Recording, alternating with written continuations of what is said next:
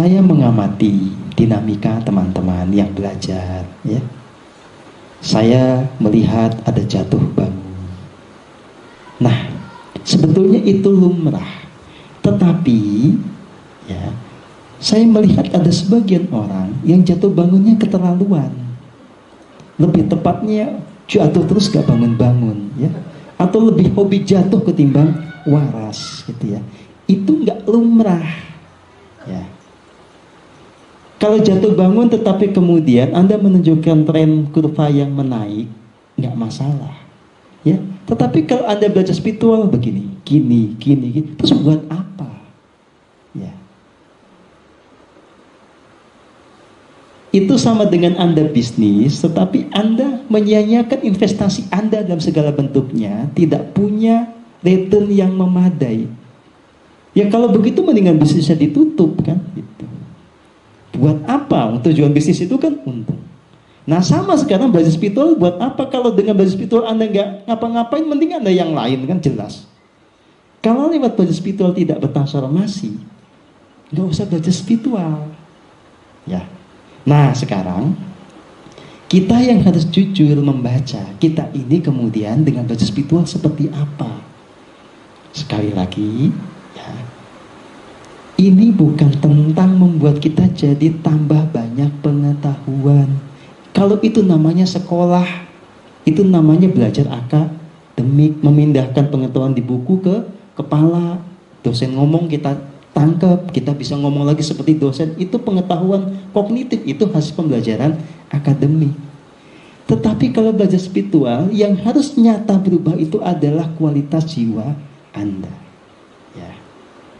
Nah, saya kemudian mengembangkan sebuah metode evaluasi yang sesederhana mungkin untuk melihat seseorang itu ada kemajuan tidak di dalam pembelajaran spiritual, ya.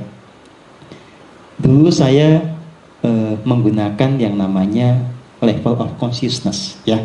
Oke, pakai angka, ya. Nah, sekarang kemudian seiring dengan perjalanan waktu, saya dibuat mengerti tentang bagaimana realitas dimensi-dimensi dari jagat raya ini, ya. Yang ini menunjukkan tentang lapisan-lapisan keberadaan dilihat dari sisi kehalusannya, dari sisi ketanpa batasannya. Semakin tinggi dimensinya, itu menunjukkan keberadaan yang semakin halus, murni, dan tanpa batas. Semakin tinggi dimensinya menunjukkan keberadaan yang merealisasikan kualitas ketuhanan yang semakin utuh. Nah, berdasarkan ini, seseorang itu pencapaian jiwanya bisa dilihat menjangkau dimensi yang mana. Di dalam kesehariannya, dia menunjukkan karakter dimensi yang mana. Sebagai contoh, kalau kemudian ada orang, saya bilang, jiwanya mencapai dimensi 4, ya. Ini adalah dimensinya arwah gentayangan. Nah, apa karakter di dunia nyatanya sekarang? Sederhana, baperan, galauan, putus asaan, gitu ya. Nah, kalau orang hidup masih dengan karakter seperti ini, ya begitulah dia mencerminkan kualitas dari arwah-arwah gentayangan, ya. Jadi walaupun seolah-olah kita sekarang hidup sebagai manusia dengan segala hal aksesorisnya, tetapi sebetulnya dia arwah gentayangan yang sedang berjalan. Nah, kalau tidak berubah sampai detik nanti akhir kehidupannya, jiwanya lepas, dia jadi arwah gentayangan beneran, ya. Nah, kalau sudah jadi arwah gentayangan beneran, itu bisa tertolong kalau ada karma baik dari masa lalu dan ketemu orang yang bisa menolong. Beruntungnya Anda yang masih punya tubuh fisik bisa mengubah itu saat ini juga dengan kemampuan dan kemauan Anda sendiri.